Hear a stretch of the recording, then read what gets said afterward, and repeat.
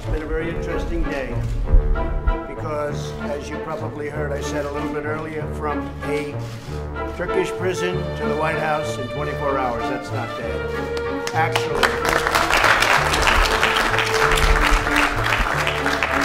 a U.S. pastor at the center of a diplomatic crisis, now home and at the White House, offering praise to the U.S. president. Make him a great blessing to this country.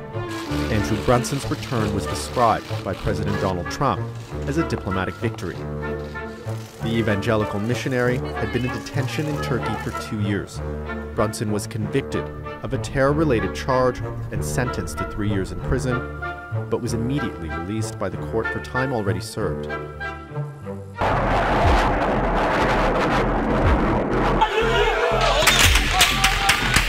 Brunson's detention dates back to a failed coup attempt in Turkey in 2016. He was arrested in the investigation that followed. The pastor was accused of being a spy with links to PKK terrorists and followers of Fethullah Gulen. Gulen lives in self-imposed exile in the American state of Pennsylvania. He's a cleric and businessman who Turkey accuses of being behind the coup attempt.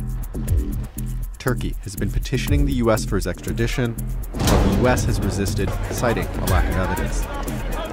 That has been a major source of friction between the two NATO allies, with Turkish President Recep Tayyip Erdogan accusing the West of supporting the coup plotters. Throughout his proceedings, Andrew Brunson, a resident of Turkey for more than 2 decades, consistently maintained his innocence. U.S. officials argued his detention was politically motivated, that Ankara was using him as a bargaining chip in its campaign to extradite Gulen, an allegation Turkey has always denied. Back in August, the tension over Brunson's case escalated.